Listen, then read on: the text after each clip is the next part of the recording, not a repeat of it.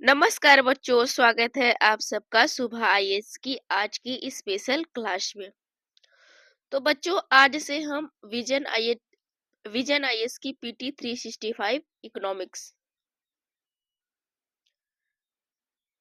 365 economics series start कर रहे हैं, जो अप्रैल 2025 से नवंबर 2025 तक के जितने सारे करंट अफेयर्स उसके बेसिक कॉन्सेप्ट हैं क्लियर किए गए हैं। पीटी 365 का पर्पस सिर्फ न्यूज पढ़ाना नहीं, बल्कि करंट अफेयर्स को बेसिक इकोनॉमिक कॉन्सेप्ट से जोड़कर यूपीएससी प्रीलिम्स के लिए रिलेवेंट बनाना होता है। इस सीरीज में हम बैंकिंग सिस्टम, आरबीआई, मौद्रिक नीति, इन्फ्लेशन, इंटरेस्ट रेट, लिक्विडिटी जैसे बेसिक कॉन्सेप्ट को कंटेस्ट के साथ समझेंगे।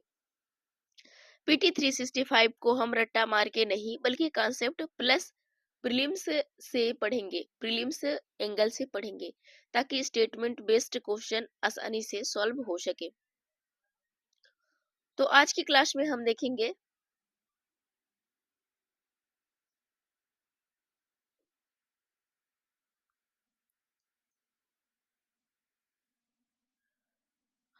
जो आज की क्लास में हम पढ़ेंगे, आज का टॉपिक हमारा है बैंकिंग और मौद्रिक नीति। बैंकिंग और मौद्रिक नीति, बैंकिंग और मौद्रिक नीति के तहत हम देखेंगे भारतीय रिजर्व बैंक, आरबीआई की मौद्रिक नीति, केंद्रीय सरकार को हस्तांतरित अधिशेष राशि, भारत का विदेशी मुद्रा भंडार, रिजर्व बैंक एकीकृत ओम्बड्समैन योजना 2021, आरबीआई से संबंधित अन्य महत्वपूर्ण शब्दावलियां और पहले, एनबीएफसी एनबीएफसीएस के लिए स्व नियामक संगठन, एक राज्य एक क्षेत्रीय ग्रामीण बैंक, स्मॉल फाइनेंस बैंक, लघु वित्त बैंक के लिए प्राथमिकता क्षेत्र ऋण मानदंड, सरफेसी अधिनियम, अन्य महत्वपूर्ण घटनाक्रम। तो इन सारे टॉपिक को आज हम कवर करेंगे। तो चलिए बच्चों, बिना टाइम वेस्ट करते हुए हमारा पहला चैप्टर स्टार्ट होता है, बैंकिंग और मौद्रिक नीति, बैंकिंग एंड मॉनेटरी पॉलिसी। तो सबसे पहले जो हम देखेंगे भारतीय reserve bank, reserve bank of India, reserve bank of India. तो यहाँ पे सबसे पहले देखेंगे कि आरबीआई की मौद्रिक नीति, आरबीआई मॉनेटरी पॉलिसी। तो आरबीआई की मौद्रिक नीति, प्रमुख उपकरण, विस्तृत अवलोकन, यहाँ पे हम देख लेते हैं।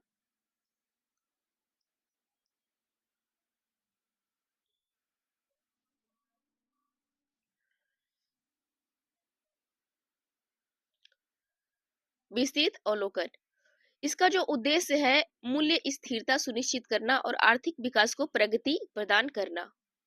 जो आरबीआई की मौद्रिक नीति का जो उद्देश्य है, यहाँ पे देखिए कि मात्रात्मक उपकरण यानी ऋण की मात्रा, ये प्रत्यक्ष रूप से अर्थव्यवस्था में समग्र मुद्रा आपूर्ति को प्रभावित करते हैं, समग्र मुद्रा आपूर्ति को प्रभावित करते हैं। अब हम देखते हैं गुणात्मक उपकरण, ऋण की दिशा, इसमें क्या होता है, ये विशिष्ट क्षेत्रों में ऋण के प्रवाह को चयनात्मक रूप से प्रभावित करते हैं, चयनात्मक रूप से प्रभावित करते हैं। सबसे पहले हम देखते हैं बच्चों रेपो रेट,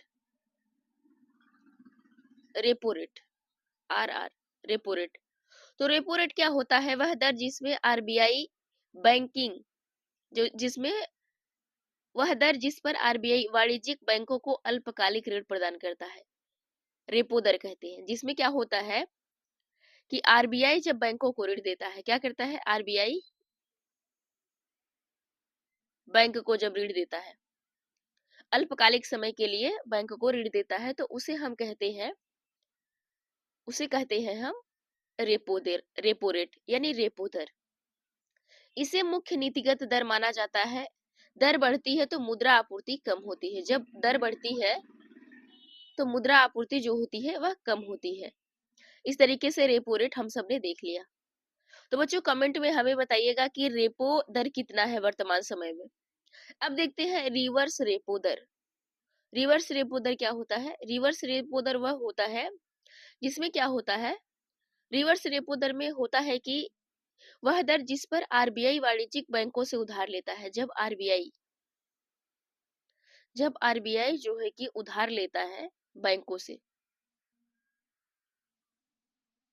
जब आरबीआई बैंकों से उधार लेता है उसे हम कहते हैं रिवर्स रेपो दर। बैंकों से उधार लेकर बाजार की अतिरिक्त तरलता को अवशोषित करता है। जब यहाँ पे दर बढ़ती है तो मुद्रा आपूर्ति कम होती है रिवर्स रेपो दर में। अब हम यहाँ पे देखते हैं CRR, नकद आरक्षित अनुपात, CRR, और निवल मांग और समय देयताओं का वह अनिवार्य प्रतिशत जिसे बैंकों को नगद रूप में RBI के पास रखना पड़ता है। इस राशि पर कोई ब्याज नहीं मिलता। CRR जब बढ़ता है तो बैंकों की साख सृजन क्षमता कम होती है। बैंकों की साख सृजन क्षमता कम होती है, तो उसकी जो है कि मुद्रा आपूर्ति साख सृजन क्षमता कम होती है।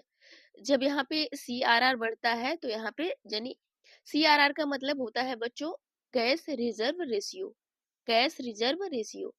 उसके बाद यहाँ पे NDTL का जो होता है net demand and time liability, net demand and time liability. यहाँ पे क्या होता है, CRR जब बढ़ता है बैंकों की साख सृजन क्षमता जो है कि वह कम होती है।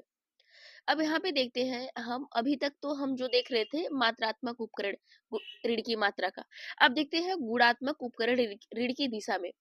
तो हम देखते हैं नैतिक अनुनयन, नैतिक अनुनय। रिजर्व बैंक द्वारा वाणिज्यिक बैंकों को नीतिगत निर्देशों के अनुपालन हेतु राजी करना और परामर्श देना यद्यपि बाध्यकारी नहीं है तथापि अत्यंत प्रभावी होता है, तथापि अत्यंत प्रभावी होता है। सीमांत आवश्यकता, सीमांत आवश्यकता, ऋण से मूल्य अनुपात में बदलाव करना, ऋण से मूल्य अनुपात में बदलाव करना। यहाँ पे देखते हैं उच्च मार्जिन संपार्श्विक पर कम ऋण राशि। इसका उपयोग मुख्य रूप से सट्टेबाजी की गतिविधियों को नियंत्रित करने के लिए किया जाता है। प्रत्यक्ष कार्यवाही, RBI के दिशा निर्देशों का उल्लंघन करने वाले बैंकों पर जुर्माना, प्रतिबंध या सस्तियां आरोप करना, सस्तियां आरोप करना। अब देखते हैं आपका SLR, SLR देखते हैं अब।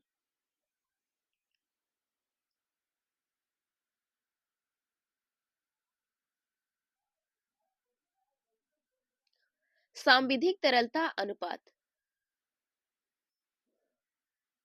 सांविधिक तरलता अनुपात, NDTL का वह प्रतिशत जिसे बैंकों को अपने पास तरल तरल परिसंपत्तियों जैसे स्वर्ण, सरकारी प्रतिभूतियां, बांड के रूप में रखना अनिवार्य होता है, बांड के रूप में रखना अनिवार्य होता है। जब SLR बढ़ता है निजी क्षेत्र को ऋण देने की निधि जो है कि कम होती है। तो यहाँ पे होता है स्टेट्यूटरी लिक्विडिटी रेट, यहाँ पे क्या होता है स्टेट्यूटरी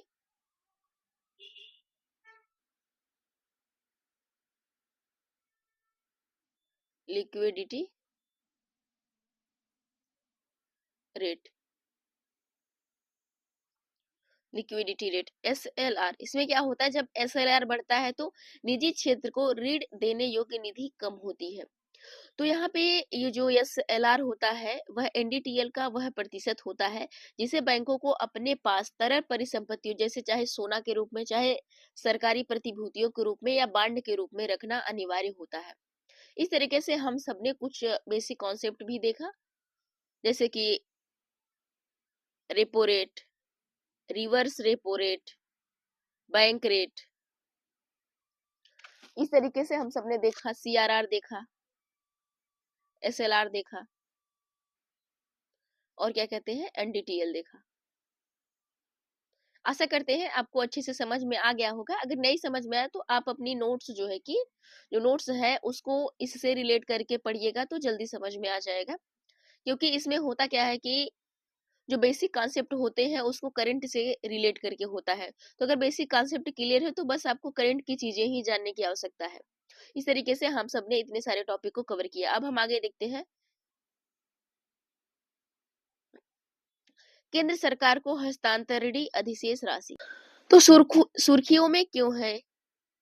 RBI ने 2024-25 के लिए 2.69 लाख करोड़ रुपए का अधिशेष केंद्र सरकार को हस्तांतरित किया है। इस हस्तांतरणीय अधिशेष का निर्धारण केंद्रीय बोर्ड द्वारा अनुमोदित संशोधित अधिक पूंजीगत फ्रेम EFC के आधार पर किया गया है, EFC के आधार पर किया गया है, किया गया है। RBI की आय के प्रमुख स्रोत, EFC क्या होता है बच्चों? Economic and financial committee, economic and financial committee. यहाँ पे जो आरबीआई की आय के प्रमुख स्रोत हैं, जो आरबीआई के स्रोत के रिसोर्स जो है क्या है, देखिए सरकारी प्रतिभूतियों पर ब्याज की वसूली आय, तरलता प्रबंधन साधनों जैसे कि चलनिधि समायोजन सुविधा को प्राप्त निवल ब्याज, ऋण, फिर सिग्नी यूरोज, मुद्रा मुद्रण से प्राप्त लाभ, विदेशी मुद्रा निवेश पर अर्जित ब्याज इत्यादि। तो जो आरबीआई के प्रमुख स्रोत हैं, इसके आरबीआई के आय के प्रमुख स्रोत हैं। अब यहाँ पे देखिए आर्थिक पूंजीगत फ्रेमवर्क ईएफसी के बारे में। ईएफसी आर्थिक पूंजीगत framework, economic and financial committee, EFC. उत्पत्ति ईएफसी को बिमल जालान समिति की सिफारिश के आधार पर आरबीआई द्वारा 2019 में लाया गया था। आरबीआई द्वारा 2019 में लाया गया था। ईएफसी उद्यमी व्यापी जोखिम प्रबंधन enterprise wild risk management ERM framework 2012 का एक अभिन्न अंग है। ईएफसी रिस्क प्रोविजंस के उचित स्तर को निर्धारित करने और आरबीआई अधिनियम 1934 की धारा 47 के तहत किए जाने वाले लाभ वितरण के लिए एक पद्धति प्रदान करता है। वितरण के लिए एक पद्धति प्रदान करता है। आगे देखते हैं बच्चों।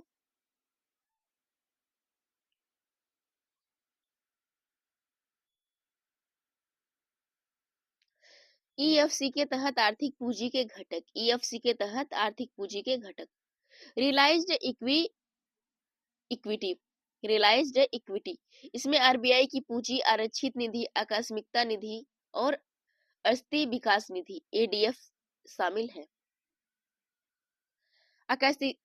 आकस्मिक जोखिम buffer contingent risk Buffett, CRB मौद्रिक और वित्तीय स्थिरता ऋण के परिचालन संबंधी जोखिमों के लिए प्रावधान करने हेतु आरबीआई की रियलाइज्ड इक्विटी का घटक है। पुनर्मूल्यांकन शेष, रिवैल्यूएशन बैलेंस, इसमें से प्राप्त लाभ, अनरियलाइज्ड गेंस या निवल हानियां होती है जो विभिन्न दर, सोने की कीमत या ब्याज दर में उतार चढ़ाव के परिणाम स्वरूप उत्पन्न होती है। फ्रेमवर्क की अवधि देखें तो समिति ने हर 5 साल में फ्रेमवर्क की समीक्षा करने की सिफारिश की है। अगला टॉपिक देखते हैं आप सबका।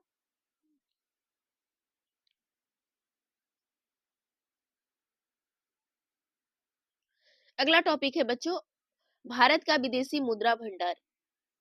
भारत का विदेशी मुद्रा भंडार, इंडिया फॉरेक्स रिजर्व्स, यह चर्चा में क्यों रहा, सुर्खियों में क्यों रहा? विदेशी मुद्रा भंडार पर भारतीय रिजर्व बैंक के नवीनतम डेटा के अनुसार भारत का स्वर्ण भंडार यानी गोल्ड रिजर्व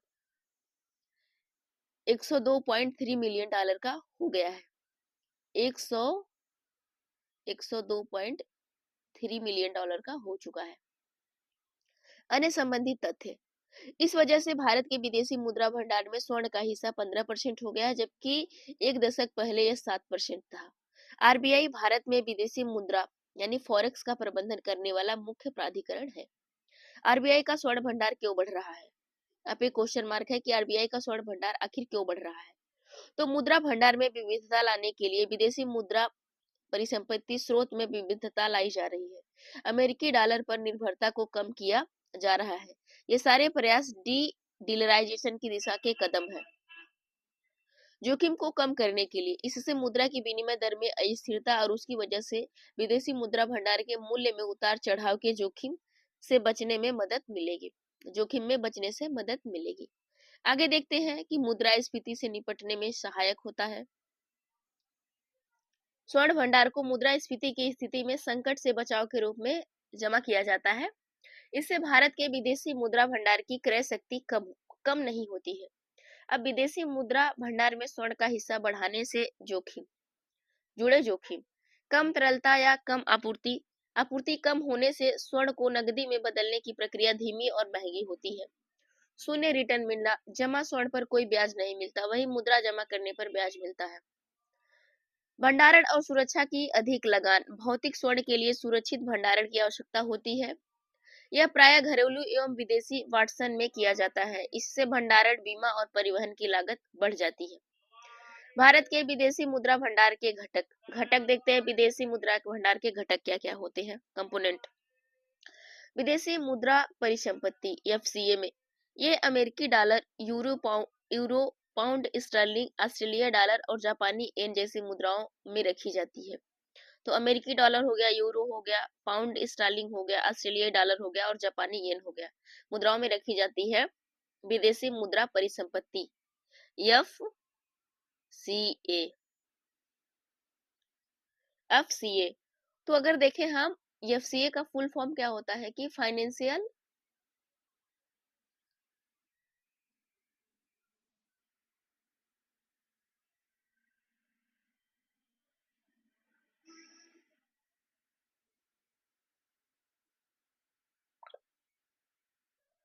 तो जैसा कि आप सब जानते हैं कि विदेशी मुद्रा परिसंपत्ति का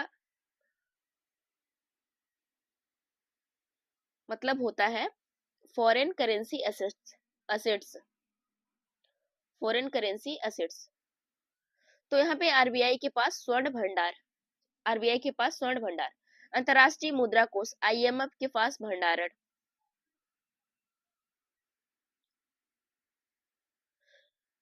भंडारण, अब देखते हैं विशेष आहरण अधिकार, स्पेशल ड्राइविंग राइट्स, एसडीआर। यह आईएमएफ द्वारा सृजित ब्याज अर्जन वाली आरक्षित परिसंपत्ति है। यह सदस्य देशों की आरक्षित परिसंपत्ति के पूरक का कार्य करती है। Reserve trench position, RTP, reserve trench position, यह सदस्य देश के कोटा और आईएमएफ के पास उस सदस्य देश की मुद्रा की होल्डिंग के बीच का अंतर है। इसे कठोर शर्तों के बिना निकाला जा सकता है, इसे कठोर शर्तों के बिना निकाला जा सकता है। अगला टॉपिक देखते हैं क्या है बच्चों।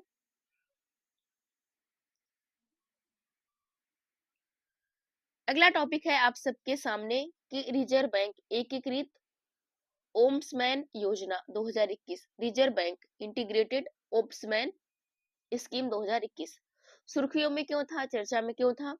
केंद्रीय और राज्य सहकारी बैंकों को बैंकिंग रेगुलेशन एक्ट 1949 के तहत रिजर्व बैंक एकीकृत ओम्समैन योजना 2021 के दायरे में लाया गया था। रिजर्व बैंक एकीकृत ओम्बड्समैन योजना आरबीआईओएस 2021 के बारे में। तो इसका उद्देश्य क्या है? विनियमित संस्थाओं के ग्राहकों को त्वरित, किफायती और सक्षम वैकल्पिक शिकायत निवारण तंत्र प्रदान करना। कवरेज, आरबीआई की नई घोषणा से पहले इस योजना के दायरे में निम्नलिखित संस्थाएं शामिल रही हैं। पहला कौन सा है कि सभी वाणिज्यिक बैंक, क्षेत्रीय ग्रामीण बैंक, अनुसूचित प्राथमिक शहरी सहकारी बैंक, 50 करोड़ रुपए की जमा राशि वाले गैर अनुसूचित प्राथमिक शहरी सहकारी बैंक। एक ऐसी गैर बैंकिंग वित्तीय कंपनियां हाउसिंग फाइनेंस कंपनियों को छोड़कर जो जमा राशि स्वीकार करती हो या कस्टमर इंटरफेरेंस रखने के लिए अधिकृत हो और जितनी परिसंपत्ति का आकार 100 करोड़ रुपए है। सभी सिस्टम पार्टिसिपेंट इसमें भुगतान और निपटान प्रणाली अधिनियम 2007 के तहत भुगतान प्रणाली में भाग लेने वाले सिस्टम प्रोवाइडर शामिल हैं। क्रेडिट इंफॉर्मेशन कंपनी, यह योजना आरबीआई की निम्नलिखित 3 ओम्बड्समैन योजना को एकीकृत करती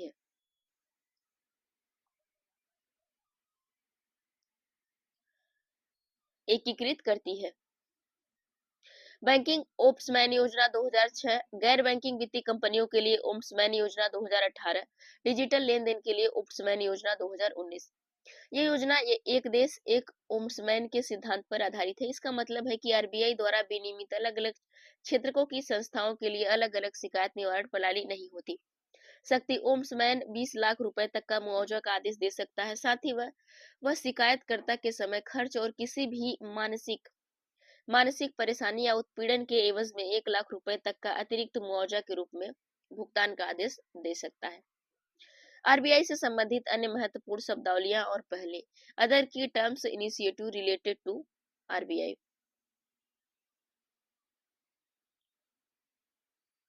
सबसे पहले देखते हैं एसडीएफ।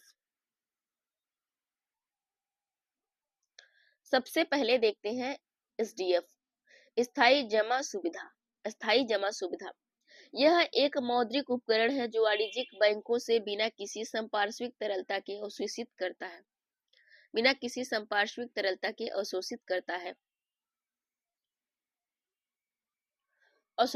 है। एसडीएफ ने फिक्स्ड रिवर्स रेपो रेट की जगह ली है। ज्ञातव्य है कि फिक्स्ड रिवर्स रेपो रेट का वस्तुतः तरलता समायोजन सुविधा एलएएफ कॉरिडोर की न्यूनतम दर होती है। यहाँ पे जो एसडीएफ होता है standing deposit facility, standing deposit facility. वहीं पे देखते हैं L A F. L A F क्या होता है? एल ए एफ तो ये होता है लिक्विडिटी एडजस्टमेंट फैसिलिटी, तरलता समायोजन सुविधा, लिक्विडिटी एडजस्टमेंट फैसिलिटी। यह क्षणिक प्रकृति की तरलता को तब अवशोषित करेगा क्योंकि इसे ओवरनाइट के आधार पर संचालित किया जाएगा, लेकिन आरबीआई चाहे तो इसकी अवधि को बढ़ा भी सकता है। एलएएफ के लिए पात्र सभी बैंक और संस्थाएं इस सुविधा का उपयोग कर सकते हैं। एसडीएफ ई कुबेर पोर्टल के माध्यम से सार्वजनिक अवकाश और सप्ताहांत सहित सप्ताह के सभी दिनों उपलब्ध रहेगा। अब यहाँ पे देखते हैं परिवर्तनीय दर रिवर्स रेपो। अब देखते हैं VRRR, परिवर्तनीय दर रिवर्स रेपो। यह यहाँ पे होगा variable rate reverse repo, variable rate reverse repo. यह आरबीआई द्वारा बैंकों से अल्प अवधि थोड़े समय के लिए अतिरिक्त धन को अवशोषित करने के लिए उपयोग की जाने वाली एक विधि है। इसमें आरबीआई बैंकों से कुछ समय के लिए पैसा लेता है और इसके बदले उन्हें ब्याज देता है।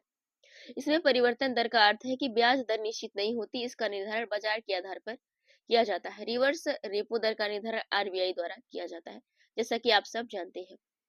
अगला हम देखते हैं, अगला पॉइंट है आप सबका, अगला पॉइंट है स्विच नीलामी, स्विच ऑक्शन। शुरुआत यह प्रक्रिया 2019 में आरबीआई द्वारा भारत सरकार की ओर से शुरू की गई थी। उद्देश्य अल्पावधि प्रतिभूतियों को दीर्घावधि प्रतिभूतियों के साथ बदलकर लोक ऋण की परिपक्वता अवधि का जो है कि प्रबंधन करना। प्रक्रिया बाजार के भागीदारों द्वारा सोर्स सिक्योरिटीज भारत सरकार को बेची जाती है, साथ ही डेस्टिनेशन सिक्योरिटीज को उद्धृत मूल्यों पर खरीदा जाता है। यह प्रक्रिया स्विच लेन देन मॉड्यूल के माध्यम से ई कुबेर पोर्टल पर संचालित होती है। अगला देखते हैं सह ऋण मानदंड या को लेंडिंग नॉर्म्स। हाल ही में भारतीय रिजर्व बैंक आरबीआई ने बैंकों और गैर बैंकिंग वित्तीय संस्थाओं एनबीएफसीएस के बीच को लैंडिंग व्यवस्था CLA के लिए संशोधित दिशा निर्देश जारी किए हैं। को लैंडिंग व्यवस्था के तहत विनियमित संस्थाएं RES आपस में साझेदारी कर उधारकर्ताओं को ऋण प्रदान कर सकती है, बशर्ते कि वे वर्तमान विनियामक नियमों का पालन करें। विनियमित संस्थाएं रेगुलेटिंग इनिशिएटिव संस्थाएं वे संस्थाएं जो किसी सांविधिक नियामक निकाय के अधीन कार्य करती हैं और जिन पर नियमों के पालन की बाध्यता होती है।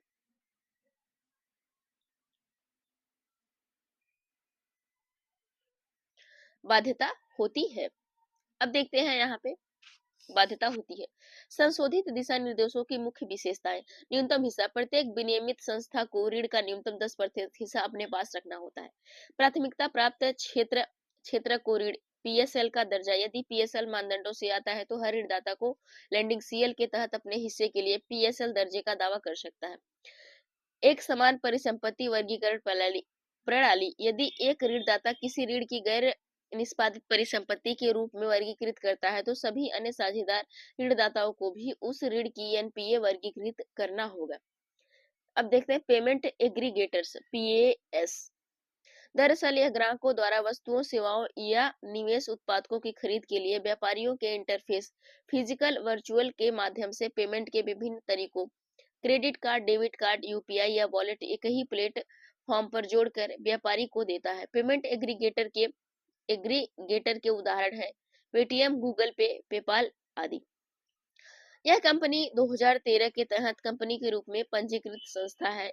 नए दिशा निर्देशों के अनुसार नॉन बैंकिंग पेमेंट एग्रीगेटर्स के लिए भुगतान और निपटान प्रणाली अधिनियम 2007 के तहत आरबीआई से मंजूरी प्राप्त करना अनिवार्य है।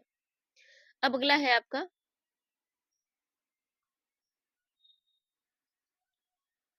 Veg and means advance. यह एक अस्थायी अग्रिम है जो आरबीआई द्वारा केंद्र सरकार को प्राप्त भुगतान में अस्थायी असंतुलन को दूर करने के लिए दिया जाता है। एड हॉक ट्रेजरी बिल्स के विपरीत डब्ल्यूएमए का उपयोग राजकोषीय घाटे को वित्त पोषित करने के लिए नहीं किया जाता। राज्य सरकारों और केंद्र शासित प्रदेशों को भी बेस एंड मीन्स एडवांस की सुविधा उपलब्ध है। डब्ल्यूएमए लिमिट आरबीआई केंद्र सरकार के सलाह तय करता है। कानूनी फ्रेमवर्क देखें तो भारतीय रिजर्व बैंक अधिनियम 1934 को वेज एंड मीन्स एडवांस प्रदान करने के लिए अधिकृत करता है। ब्याज दर वेज एंड मीन्स एडवांस ब्याज दर आरबीआई की रेपो दर होती है। हालांकि ओवरड्राफ्ट डब्ल्यूएमए की ऊपरी सीमा से अधिक एडवांस पर ब्याज दर रेपो दर से 2% अधिक होती है। अवधि वेज एंड मीन्स एडवांस दिए जाने की तारीख 3 महीने के भीतर इसका पूरी तरह से भुगतान करना होता है। अगला देखते हैं आरबीआई द्वारा शुरू की गई प्रमुख पहलें। यूनिफाइड लेंडिंग इंटरफेस इसे डिजिटल पब्लिक इंफ्रास्ट्रक्चर डीपीआई के रूप में देखा जा रहा है। यह विभिन्न स्रोतों से डेटा एकत्र करेगा और इसे ऋणदाताओं को उपलब्ध कराया जाएगा ताकि वे ऋण लेने वालों की ऋण चुकाने की क्षमता का बेहतर मूल्यांकन कर सके। ओबीडीसी रिटेल सैंडबॉक्स या फिनटेक कंपनियों के लिए एक परीक्षण प्लेटफॉर्म है जहां वे नई तकनीकी समाधान विकसित और परीक्षण कर सकती हैं।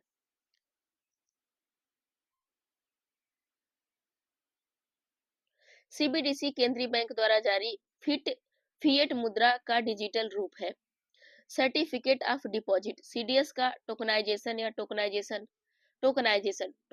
वह प्रक्रिया है जिसमें किसी वास्तविक परिसंपत्ति जैसे स्टॉक का डिजिटल रूप यानी टोकन बनाकर उसे ब्लॉकचेन या डिस्ट्रीब्यूटेड लेजर में भंडारित किया जाता है।